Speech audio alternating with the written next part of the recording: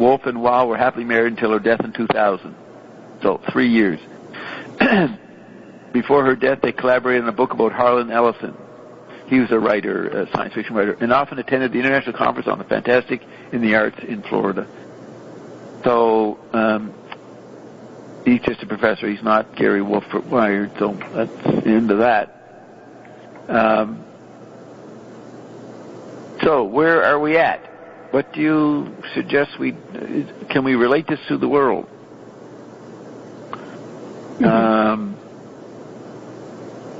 More than human. Did Zappa ever commented why he liked this book so much? No. He just named it once. Unless there is an interview I'm not aware of where he talks about it. There could be. Let's look up the Zappa archive. Better archives.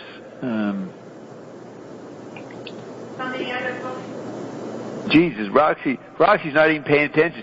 She's too busy posting stuff on Facebook. You're faking me. Oh, look at all these. I get a flood of emails from Facebook. Roxana, Flores, and Linda Berg-Olds. Linda Berg, she listens to Ion. Roxy can't be doing just one thing. What am I looking up? Zappa. Right. Frank Zappa's archive. Zappa, the archives. Right. Great Zappa, good Zappa photo, another Zappa site.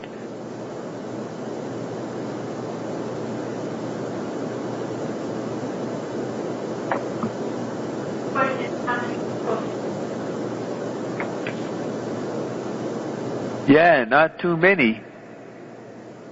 They don't. Unique Zappa inventories.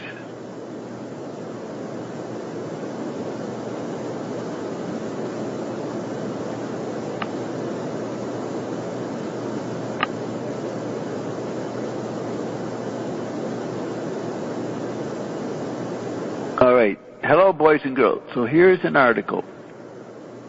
Oh, it's not Cream Mag. It's Circus Magazine.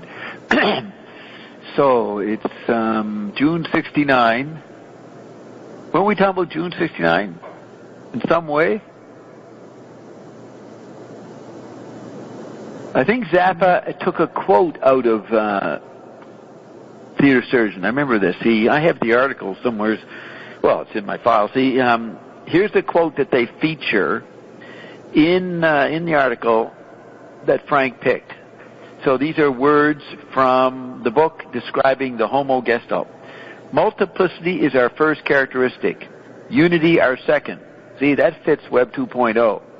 Everybody creates their own space. The old humanist idea of bringing together fragmented humanity is not applicable. Everybody is unified in Web 2.2, Web 2.0, so they want to practice individual difference, create difference. Multiplicity is our first characteristic, unity our second. As your parts know they are part of you, so must you know that we are parts of humanity. We're not a group of freaks. Look at that. We're not a group of freaks, and he's writing about freak out, coins the phrase freak out. We're Homo Gestalt. This sounds like something that Lone would say, I guess, or Jerry. We weren't invented. We evolved. No, there's key words. Freaks, invention, mother's invention. We weren't invented, we evolved. There's a song in World from the Money where Zappa says, we can rise above. Evils or something that we can rise above. So that's the end of the speech, and then the narrative says, there was warmth and laughter and wisdom. For each voice, there was a discrete personality, a comprehensible sense of something like stature or rank, and an accurate locus. Yet in terms of amplitude, there was no difference in the voices. They were all here, or at least all equally near. So that's like Aboriginal societies. Remember, there's not much of a hierarchy. So he's describing the members of the Mother's Invention. They all had unique voices, unique abilities, and yet they were almost like Frank. They were all here, or at least all equally near. So that's the quote. I remember that quote. That's a good statement of idealism, right? Well said by what's his name? Theodore Sturgeon. So I'm looking through the list of More Than Human. There's only that. Do you have the book? Yes. Would you? I think I'll read the first page or so, just so you can get a whiff of its nice, interesting writing. Can you handle that, guys? Yes. Okay. Let's just see what Roxy's been posting to me. New post. Her other self. Her chip body. Because this is more TV body. Hillary's finished. Oh, I posted that. And Roxy didn't even like it. You didn't put a like on the Hillary article. I don't like all Hillary. All the angry white men said they liked it. Winter is trumping. What's that? Some TV show, fake TV show or something. Darth Trump. Oh, this. Look at this. Roxy's posting TV shows based on Trump. Is that what's going on here? Well, the what is the Game of Thrones? But yes. So that it has Trump's faces and Bob. I see. Bob. Trump. Right. Speaking. And the other is the Darth Vader, but with Trump's voice. It's funny. Well, here's what it says. Roxy says Trump is Bob's father. What the fuck are you talking about? I'm older than him. He's my son. There is no time. There is. In my case, there is. I'm the one who created the fucking time and trapped all you fuckers. All right? So I survived. I made sure time survived. I reinvigorated time. Darth Trump. Oral knots. Yeah, there's oral knots. Look at that. Ionauts. Okay. Yeah. And then Roxy, she's posted 3 things. Trump for president. And then underneath, why, dear God, why? Says the bumper sticker. Trump for president. Why, dear God, why? It's an app, so you can make your own bumper stickers. You can put anything. Right. So here's Roxana, not caring about Trump. Get happy or get trumped. Roxy's gone on to warn the world of the problem of Trump, ignoring her work with ION. I'm just joking. Okay. That's what we all say. So here is Linda Berg Olds posts this quote from Zappa around 1975. When a reporter for the United States Army Training and Doctrine Command, how's that for MK Ultra? Is Bert here? Did Bert get knocked off? Yeah, I think he did. Sorry, Bert. Is that you, Bert? Yes. You're back? Yes, I'm back. Okay. You have anything to say? Not at this point. Yeah, I missed what you were saying the last... Say again? How was your trip? Good. Wherever you went. No, I just dropped out. Okay. Dropped out. That means you missed 4 stuff. hours. No, it's just a 4-hour Skype. And then you get back and can listen, but you can't talk. Yeah. Okay. Right. When a reporter for the United States Army Training and Doctrine Command interviewed Zappa for the command's news syndicate, the story was held by a superior.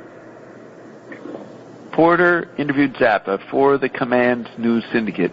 The story was held by a superior who demanded that Zappa, who had been rather hard on the Army, answer one more question.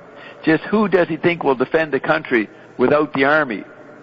You've already read this, right, Rox? You're at the site. You can see this. Right? Roxy, Mm-hmm. you already done this? No. No? Okay. Zappa's reply, when the guy says, who does he think will defend the country without the Army? Frank says, from what? The biggest threat to America today is its own federal government. Will the Army protect anybody from the FBI, the IRS, the CIA, the Republican Party, the Democratic Party? The biggest dangers we face today don't even need to sneak past our billion-dollar defense system. They issue the contracts for them. The biggest dangers we face today don't even need to sneak past our billion-dollar defense system. The defense system issues the contracts for these dangerous people. And that's what his answer was. And then they say the interview was not run. They did not run the interview. So Zappa sounded like a terrorist back then in 1975. Talking like a terrorist today. Right? Biggest threat to America is our own government. Yes. Wow. True. Yeah. Build a wall. Apparently it's true. I posted a quote. McLuhan said, he was talking about tortures become entertainment, and man uses the man-made environment as torture. So the endless TV, the endless whatever crap is a form of media torture, says McLuhan. Torture as an art form, he says. So, pick your torture and write a song about it. Okay. Which is what people do. Yeah. Okay, I didn't get, what do we got? We got 40 minutes, right? Read the ending? Oh, yeah. When I read this the other day, yesterday... when I read this the other day... Things about mixing your abilities with other humans. I find that very interesting. Right. And now, the idea of the Homogeneous, that is the next step in evolution. So you know what this is about? This is about Trump. Trump's the fabulous idiot, and he's gathered around him some secret people that Ian won't tell us yet who they are, but he's got some assistants.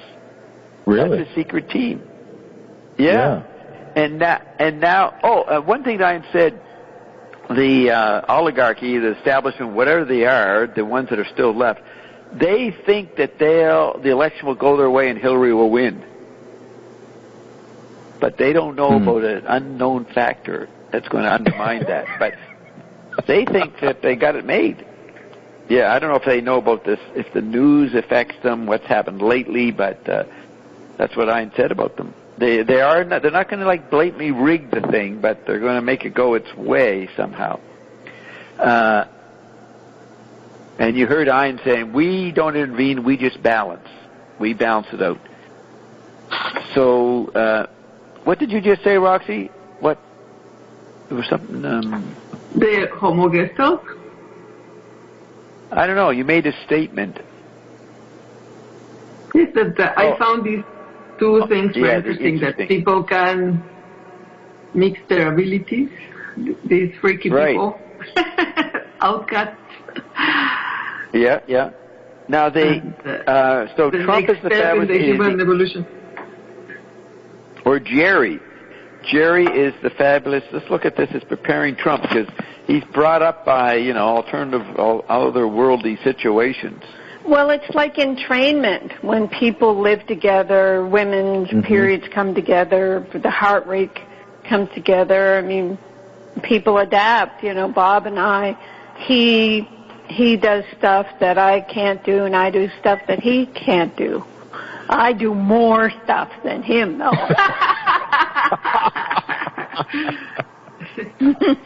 So anyway, I walk away dejected. We're a tragedy, just like the book. It never worked out. He has to dominate. Bob tried to stare me down. Didn't work. Yeah, I walked away dejected. We failed to mesh our abilities. So without her egomania. We're totally meshing. Well, I pretend it is, but I had to put up with your megalomania. Your actual megalomania. I had fake My megalomania? I put it on as an entertainment. You actually mean it. Oh, right. See? She agreed. You hear that, people? But anyway, I think everybody's entrained. By who they're with. By their environment. Sure. So entrainment is, who says that? I think it's a word I learned somewhere in psychology. They show things, pendulum swinging. They start entraining, right? Mm-hmm. Yes. Right. And then somebody got a big insight from that, right? A discovery. Someone made a discovery from that, or an invention. Okay, so entrainment.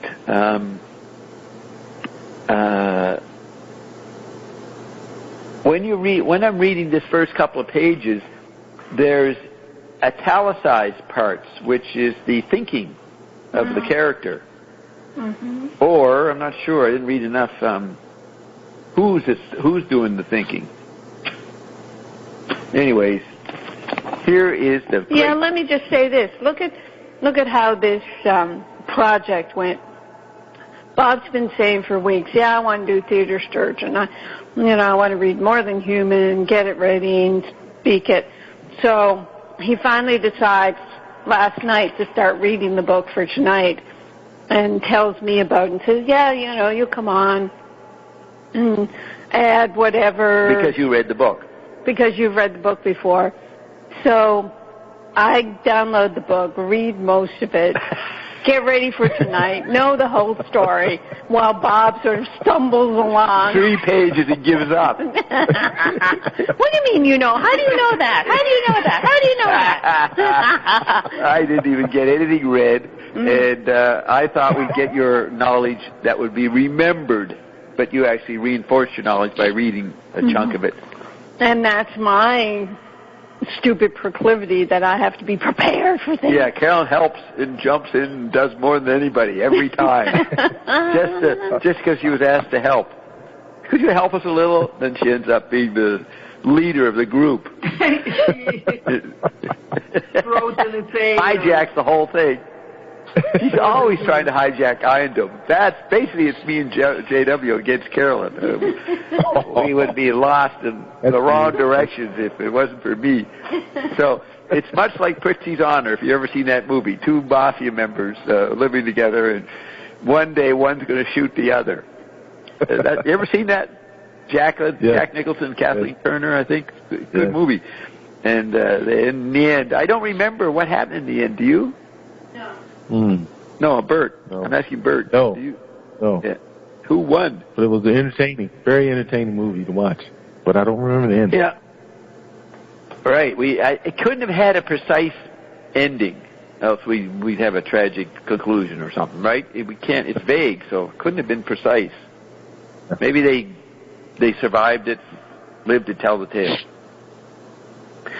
Okay, so here we go. The Fabulous Idiot. The idiot lived in a black and gray world, punctuated by the white lightning of hunger and the flickering of fear. His clothes were old and many-windowed. Here peeped a shin bone,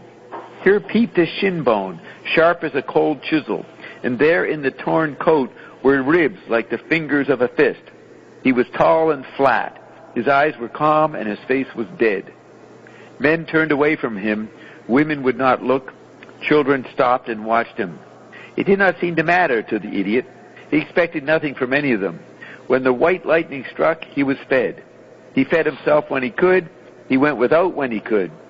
When he could do neither of these things, he was fed by the first person who came face to face with him. The idiot never knew why and never wondered. He did not beg. He would simply stand and wait. When someone met his eyes, there would be a coin in his hand, a piece of bread, a fruit. Okay, so that's his ability to make people do things, right? But you don't know that when you're first reading this. You don't know why he can do this. He would eat, and his benefactor would hurry away, disturbed, not understanding. Sometimes, nervously, they would speak to him. They would speak about him to each other. The idiot heard the sounds, but they had no meaning for him. He lived inside somewhere, apart, and the little link between word and significance hung broken. His eyes were excellent and could readily distinguish between a smile and a snarl, but neither could have any impact on a creature so lacking in sympathy, who himself had never laughed and never snarled, and so could not comprehend the feelings of his gay or angry fellows. How's that sound to you, Roxy? Pretty bleak? No, I'm liking it. Is that like you? Are you like that? No. Oh, all right. Good. We're still talking to the same Roxy. We just tested it at Roxy Business Place. Okay. He had exactly enough. Did you mumble something there, Roxy, that we're supposed to hear? No, I find it interesting until now. I find it. Yeah, to me, it's well written and like the review said, psychological insights. He had exactly enough fear to keep his bones together and oiled. He was incapable of anticipating anything. The stick that raised, the stone that flew, found him unaware. But at their touch, he would respond. He would escape. He would start to escape at the first blow, and he would keep on trying to escape until the blows ceased. He escaped storms this way, rock falls, men, dogs, traffic, and hunger. He had no preferences. It happened that where he was, there was more wilderness than town. It happened that where he was, there was more wilderness than town. Since he lived wherever he found himself, he lived more in the forest than anywhere else. This is like Krishnamurti's choiceless awareness, Carol. This is like the early fallen man. He hasn't been, he's still semi-ascended, and nothing is affecting him. So it begins with an ascended personality in a way. They had locked him up so it begins with the beginning. So maybe this book is a history of the world. You know, different phases of what goes on between people with their talents and metaphors for technological phases. He had no preference. Yeah, we did that. They had locked him up 4 times. It had not mattered to him any of the times, nor had it changed him in any way. Once he had been badly beaten by an inmate, and once, even worse, by a guard. In the other 2 places, there had been the hunger. When there was food and he was left to himself, he stayed. When it was time for escape, he escaped. The means to escape were in his outer husk. The inner thing that it carried, the inner thing that the outer husk carried, either did not care or could not command. But when the time came, a guard or a warden would find himself face to face with the idiot, and the idiot's eyes, whose irises seemed on the trembling point of spinning like wheels.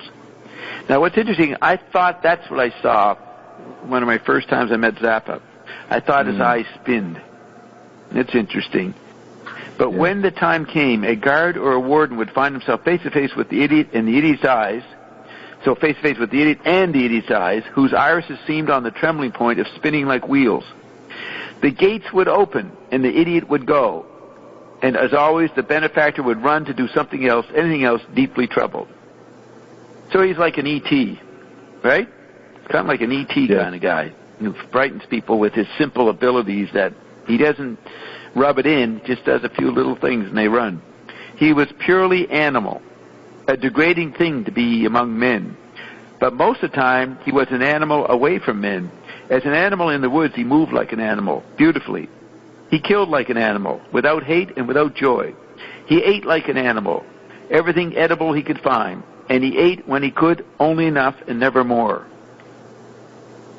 He slept like an animal, well and lightly, faced in the opposite direction from that of a man.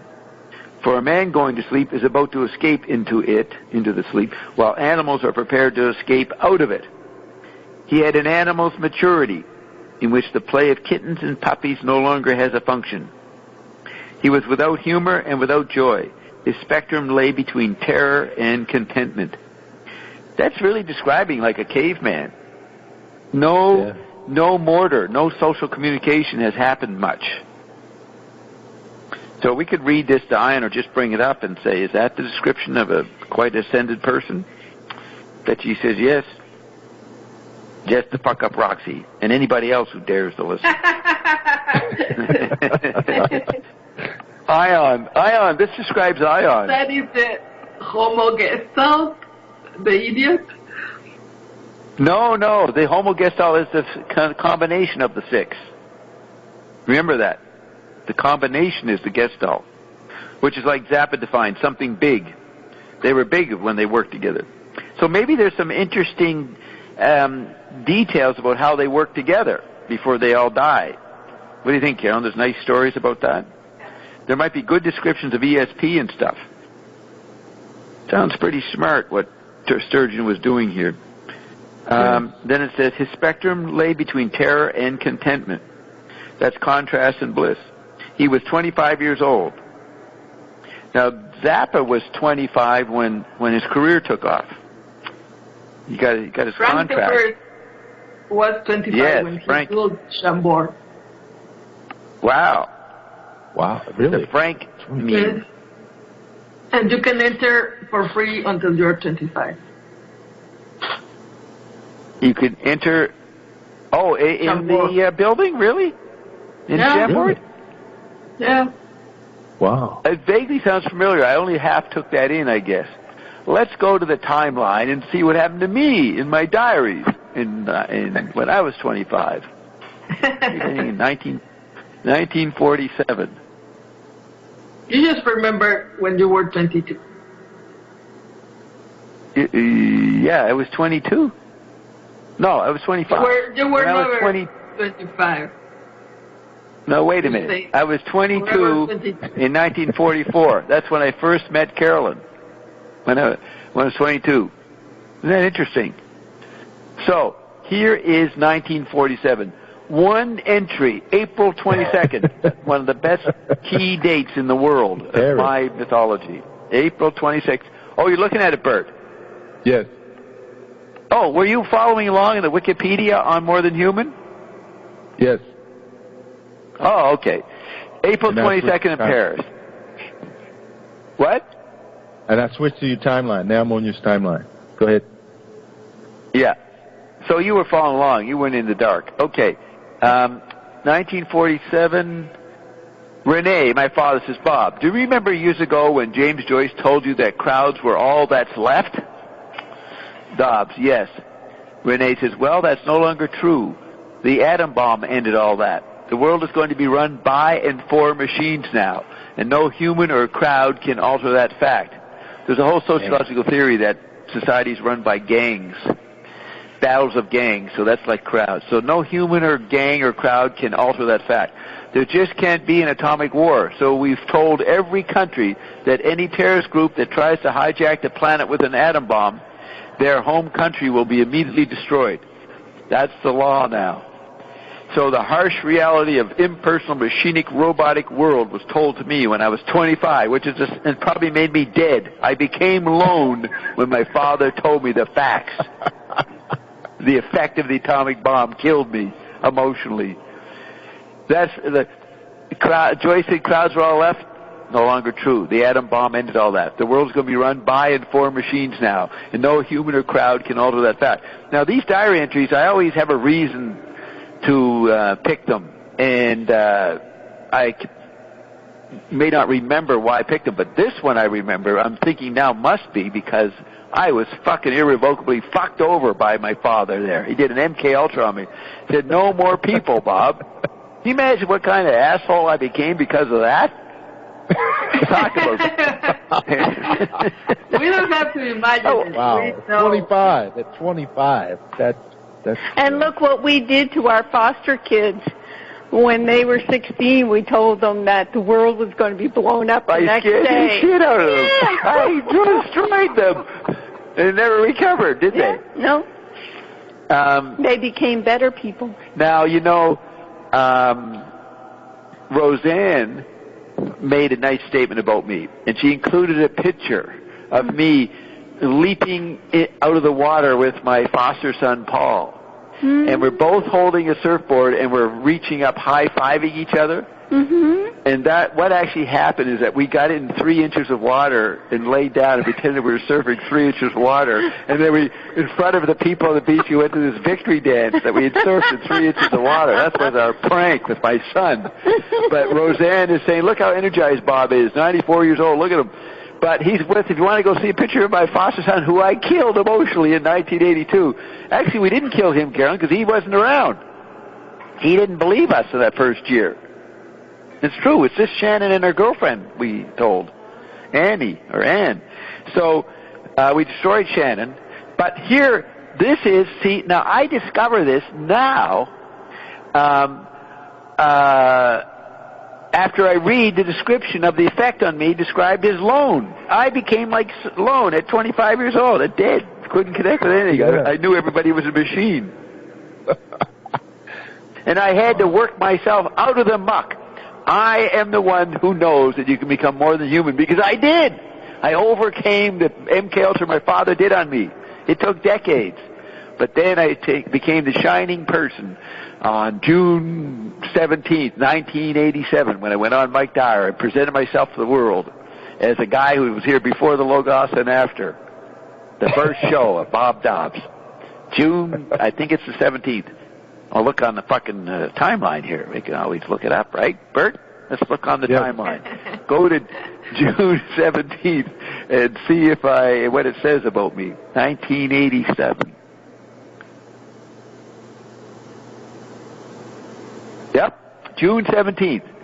Bob Dobbs does his first radio show with Mike Dyer on CKLN FM, Wednesday, 5:30 p.m. Shall we listen to it? Let's hear a bit of it. Good evening, Mr. Mulroney. Good evening, Mr. Bobby Fulford. Welcome, Bob, and Bob Dobbs, Jr.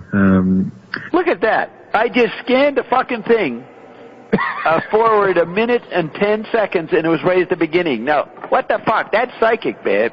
I just said, let's start. He'll be in mid-talk. It's right at the fucking beginning. What do you think of that? It's amazing. But my CKLN, my residence with it's Entrainment with the CKLN archives. Yeah. Remember I kept doing that last year? Always. Yeah, always. It's incredible. Always. And I go, let's just go back a second, just get the first words, just because I addressed Mulroney, the head of the government, the Prime Minister, and the head of culture, Robert Fulford, which Bob Marshall always did when he did International Connection. So Mr. Mulroney. Good evening, Mr. Bobby Fulford. Welcome, Bob. And Bobby Fulford. No one called him Bobby Fulford. He was Robert Fulford. Jr. Bob Dobbs. Good evening, sir. Good evening, Mike. Good evening, Mr. Mulroney. Good evening, Mr. Bobby Fulford. Welcome, Bob, and Bob Dobbs, Jr. You have resurfaced here in Toronto, although you've been in Toronto now for a number of years. You supposedly, though, were assassinated in 1984. What went on there, and why the assassination? Well, if you listen to the Dr. Beater tapes, and we're aware with that information that Bob Marshall put on International Connection, you know the first strike that was set up on September 17, 1982 failed. Gorbachev and his Russian team managed to squelch that Bolshevik attempt from the Pentagon. Look at that. That's the day we scared shit. Look, we go right to what's relevant. We did it again, Bert. We did it again. We go right to fucking what we're talking about. Always. The effects of September. I can't. There's a psychic relationship with my fucking archives here. That's incredible. Oh, we're talking about September 1792. That's the day we scared little Annie and little Shannon. Okay. And if you look at the Church of the Subgenius book, their dateline for Dominus begins in 1982. Well, that was the reason, because of what happened, the good fortune of working out Bob's plan in September 82. Now, I had to leave Dallas at that point. Working out Bob's plan? What the fuck am I talking about? Am I talking about Ion? Jesus Christ. Working out Bob's plan. This is my first public interview. And I've announced within the first minute there's a huge plan going on. That's incredible. What a great interview. Working out a Bob's plan, blah, blah, blah. Let's just go back slightly. This is too delectable to not appreciate every little subtlety. Too Trump-like. This is Trump-like. That's the reason, because of what happened. The good fortune of working out Bob's plan in September 82. Now, I had to leave Dallas at that point and move to Toronto for reasons we'll explain eventually. And in the process, the bull data artist at the church back in Dallas had... Now, Mike has asked me to come on to be interviewed once, just to be a guest on that day. I'm already saying, well, I'll work this out. I was in training, Mike. I was hypnotizing that. I'm coming back. This ain't going to end. This is going to take 4 years. And I'm saying this within the first minute. This is the MK Ultra by a genius. This is what's going on. I'm hypnotizing Mike, which I will explain eventually. It took me years to explain it. Okay. To explain my absence. So there was they were able to get away with it for about a year. Okay, I can go back to Toronto for reasons we'll explain eventually. And in the process, the bull data artist at the church back in Dallas had to explain my absence. So there was they were able to get away with it for about a year, but in early January 84, January 21st, 1984, they had to stage an assassination of me to explain my absence. And I've been in Toronto since 1982. I was able to prop up Bob Marshall from 84 till 87. We now have removed him because, as a result of the fine work of the sources of the International Connection, the anti-Bob forces are being spotlighted regularly on television via the Iran-Contra affair, and this is a signal for me to move more public in my campaign, which we'll talk about. Is the figure of J.R. Bob Dobbs, is he a messiah figure in the church, or what does he represent for the church people of the subgenius? Basically, he's the voice, not necessarily the voice of authority, but the Bible referred to in the beginning was the Word. Well, that was my voice, my word, and listeners may recognize that my fucking ion is ripping me off. I started the fucking universe there. My voice, individual voice. That's what I've been saying.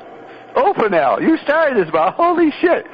Trust Ian, he knows everything so well, he's playing off that. You said it, Bob. You said it, if I protest you. You said it right there, June 17th. Look, I said I was there before the beginning, started it all, create the Logos. Wait do you think of that, Roxy? It's pretty impressive, eh? Yeah. Duchamp never did this. That's why we are here. Oh, that's right. That's why we're here. Oh, yeah. We have to remind Bob why we're here every now and then. Now he's getting re-excited over his own plan. Well, you have to re-entrain Bob. I have to go, but... Okay, you got to go in 30 seconds, 2 minutes, what? Well, maximum in 4 minutes. Okay, so we'll just do a little bit of this and then read a little more. What does he represent for the church people of the subgenius? Basically, he's the voice. Not necessarily the voice of authority, but the Bible referred to in the beginning was the Word. Well, that was my voice, my word, and listeners may recognize that my voice sounds like Bob Marshall, but that was not Bob Marshall's voice. He was a walk-in in the psychic world. He's a walk-in where, like Lob sang Rampa, I took over him, possessed him for the 3-year period as a cover here in Toronto. But the church begins with my voice and ends with my voice, so you better get me on the air. This is more than human. That's right. Very good, Roxy. All right, we got the point of that. We don't need to... What? My abilities? Yeah, your freaky abilities, like in the character. Yeah. Oh, that's right. I walked in. I overtook Bob. I took over Bob Marshall. Beg your pardon? Yeah, you're mixing with the other ones, and you're quoting the Bible. The beginning was the Logos. All right, back to the book. Locked him up 4 times. The guy who locked him up, we left off. Oh, yeah, 25 years. Like a stone in a peach, a yolk in an egg, he carried another thing. So Lone carried this other thing. It was passive. It was receptive. It was awake and alive. If it was connected in any way to the animal integument, I guess, or body, it ignored the connections. It drew its substance from the idiot and was otherwise unaware of him. So he's possessed by something. So we had to show that Bob Marshall, this is like a description of Bob Marshall. Oh yeah, it's non-physical, something is inside. It's a pretty neat description, eh? It drew its substance from the idiot and was otherwise unaware of him. So it says he was often hungry, but he rarely starved. When he did the inner thing, oh yeah. So it's talking about Lone. Lone was often hungry, but he rarely starved. When he did starve, the inner thing shrank a little, perhaps, but it hardly noticed its own shrinking. It must die when the idiot died, but it contained no motivation to delay that event by 1 second. So this thing didn't mind dying. It had no function specific to the idiot. A spleen, a kidney, and adrenal. These have definite functions and an optimum level for those functions. But this was a thing which only received and recorded. It's sort of like Ian's definition of the soul, right? Yeah. Just records. Mm-hmm.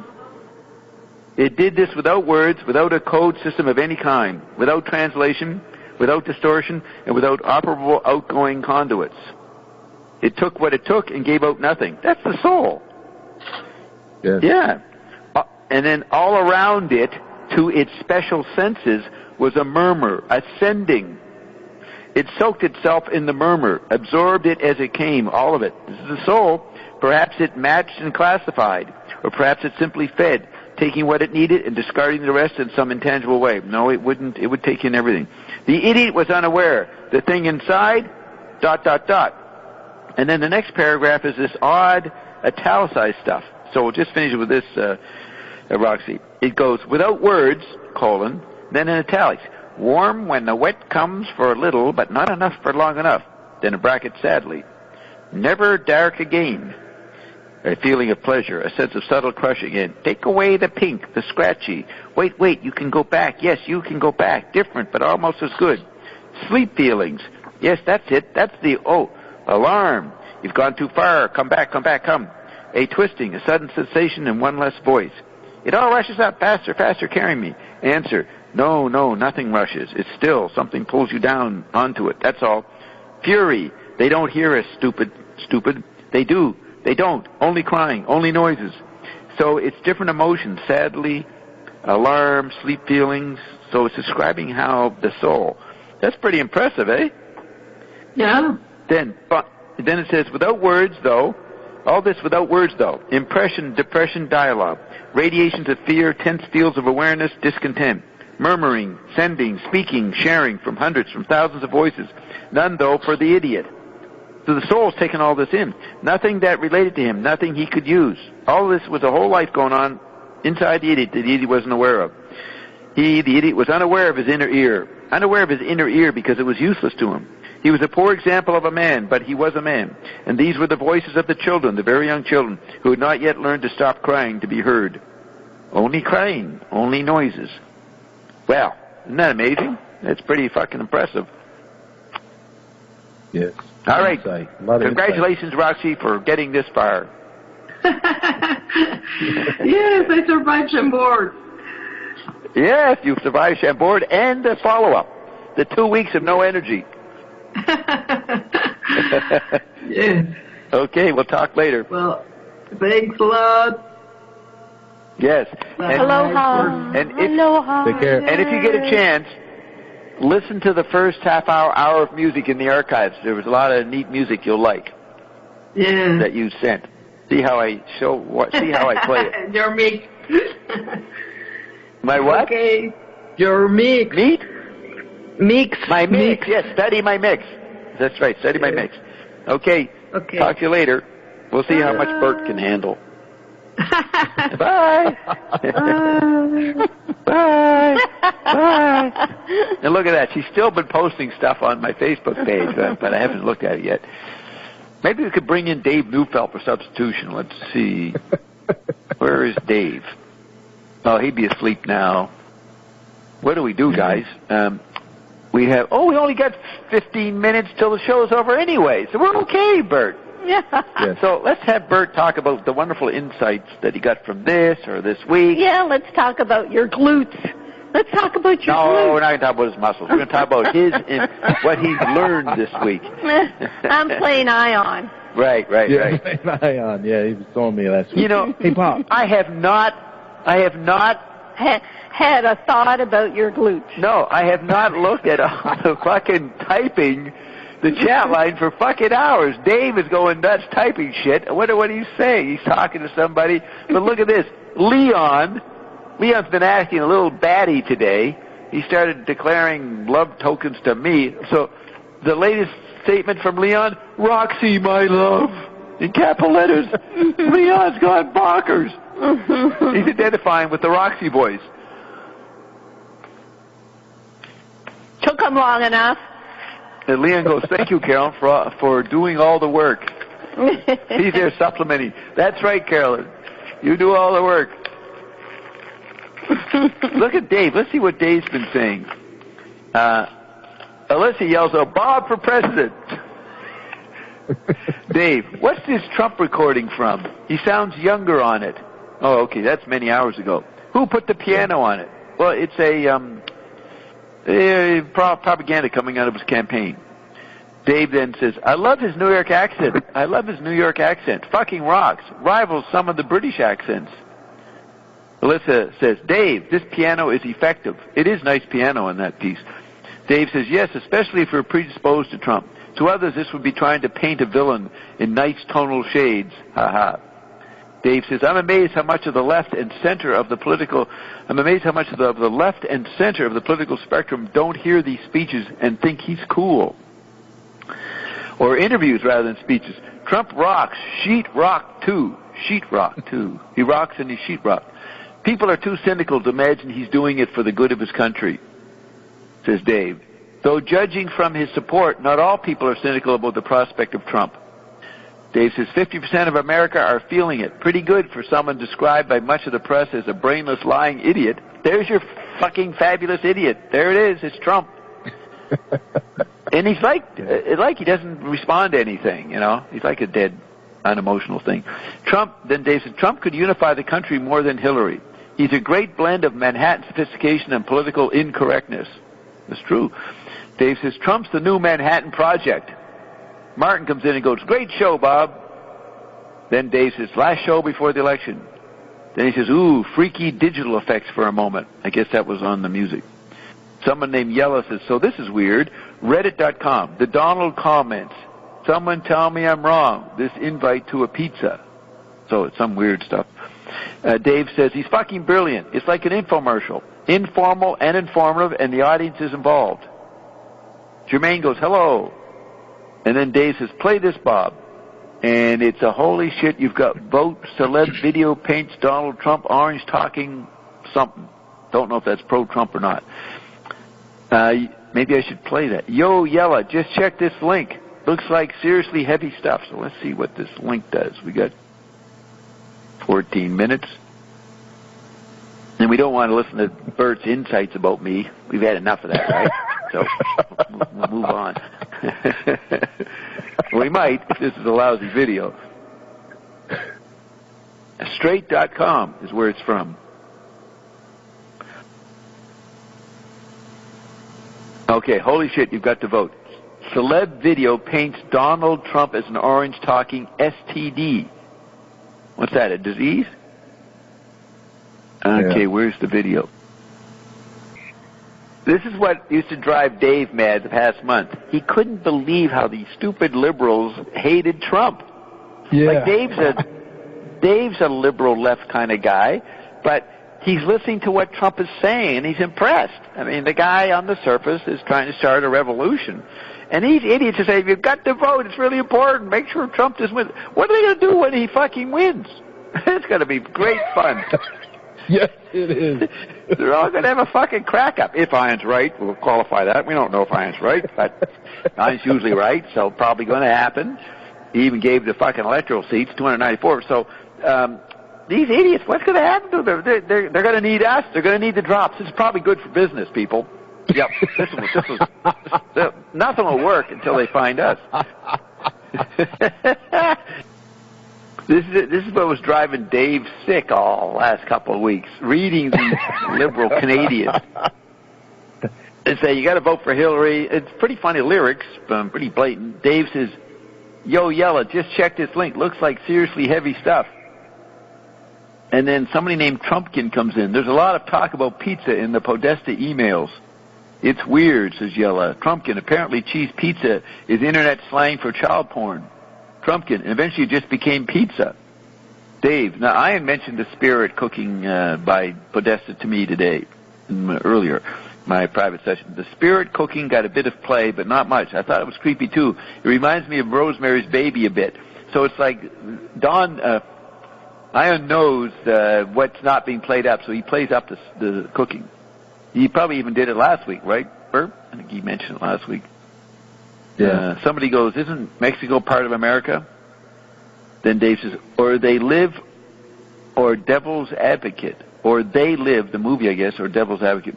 In Mexico, they're taught that half the country was stolen by America, and Dave lived in Mexico, so he might know, and that they've karmically taken it back through immigration. Yeah, taking the southern part of the United States. America is a continent, says somebody, so Trump wants Canada and Bolivia to be great again, too? Dave, make everyone great again. That means mega, not M-A-G-A, make America. M-E-G-A, make everyone great again. Dave, what an irony if Hillary plays with underage girls after her. And Michelle, what is this? What an irony if Hillary plays with underage girls after her and Michelle say they're hurt to the core by Trump's pussy remarks. 80 points, somebody says this deserves civil war. So Yella says 80 points on a, quote, this deserves civil war comment. First time I've ever seen that. This deserves civil war. Putin said yesterday, a nation that can't protect its children has no future. Well, that's the last gasp of the government. You know, it's role-playing because there is no children anymore when you got 4 or 5 bodies. Well, that's a red herring. Trumpkin, the guy that was thought to have a gun at the Trump rally tonight, so that was when he was walked off stage, I guess, shows up in some Stratford-related WikiLeaks emails from a couple of years ago. Question mark. I don't see how we avoid civil war, says Trumpkin. Yella says, consider the Epstein article or Ian and Bob the other day. No, consider the Epstein article on Ian and Bob the other day. Yeah, Ed had it up. It's still up there, I think. Dave, Stratfor, I mean, Mark Stallman used to read Stratfor. They're intelligence outsource. Stratfor-related WikiLeaks? Please elaborate. He gives a link. I said, Dave, would you like to participate? And he goes, sure, Dave. Sure, Bob, but we never called him. I forgot to follow through. Basically, what was I supposed to? I didn't see that. How long after, Dave, would you want to participate? 11:24. Oh, he doesn't respond till 45 minutes later. That's why I missed it. So, Dave, where does Michael Sanford come up in the Stratford WikiLeaks? Oh, I should tell Bill we're stopping this hour. End this hour, Bill. So, final remarks about what you learned this week. You got a few minutes. Who are we talking to? Bert. Yeah, Bert. Hey, Bob. I got to use some of your knowledge at a business dinner this week, and it was funny to react. Because, it was a business meeting, and it was some Irish and Swiss at the table, and they were talking about world events, and then Trump and Hillary came up. And then they, looked at me to say something. I said, well, basically, it's a battle of technology. And then they looked at me, and I said, yeah, Hillary's the newspaper, old visual space, and Donald Trump represents the Internet, texting language. If you notice his speeches, he doesn't complete his sentences, and they just looked at me like, what in the hell? Where did he come from? Or where did that shit come from?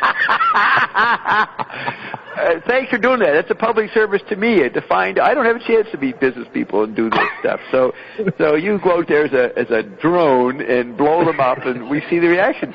I can't see why they can't understand it. Like, what the fuck? It's so stupid. It was funny because the conversation just went somewhere else. I'm like, okay, it would be fun just to continue. Come on, come back to me. What does that mean or something? Yeah. But no, they just went right on to the next, fatic, this, blah, blah. Nothing. Nothing, Now you know how I feel. Come on, respond. Hey, I said something smart, you fucking dummies. Come on back. Come back. Yeah. Take me up. No, it was like, I just flew in from another galaxy and just threw something on them, and they didn't understand it. They denied it. They couldn't take the fact there was another galaxy. Just denied it immediately. So you sat there and never said nothing. That was it. No, after that, I was like, well, I didn't feel like, you go to these meet, I was forced to go. It was at a restaurant, we had someone fly in, you had to go. I was drafted to go, so I'm like, I don't want to go. But I'm like, no, I can plant some seeds or play. But, the conversation was nowhere. But then when it came, they looked at me, the American, talking about the vote. And then that's when I threw that on them. But then the conversation, so I just sat and just listened. I'm like, these guys, boring, fatty conversation. Yeah. Boring, fatty more proof there's no machines. There's just machines. They're just machines, Ed, or not even eligible to be considered machines. Android. Yeah, Android. Wow. Yeah. That's a pretty good story. That's what I'm doing now. I'm waiting for just plant little something different, But well, that's why As a matter of fact, next time you will say, wait a minute, guys, I just said that you don't be concerned about what they think and demand them. You were too polite there, but that's okay for the first time. But now you'll get a little more braver and be indifferent to the response even more, so you'll aggravate them a bit. Yeah. Did you guys realize what I said? I just quoted Merkel. Merkel said that the other day. Get their attention. Lie. Make something up. Merkel said that. Yeah, it was in Time magazine. Didn't you see it? Confuse them. And we end with a brilliant strategy advice by Bob. More evidence Bob's a genius, or at least a sub-genius. I was there. Back in 5 hours, Bill. Yes, 5 hours. We'll see. Are you coming back, Bill? Yeah. Who we talking to? Bert? I'll be back. Bert, I'll be back. Okay, good. Because you haven't talked to Ion yet today. No, not yet. I have questions, though. You'll get to talk right away, Bert, because you participate. You get priority. You get first-class access. Right. All right? All right. Thank you very much. You're welcome. Here we go. End of music.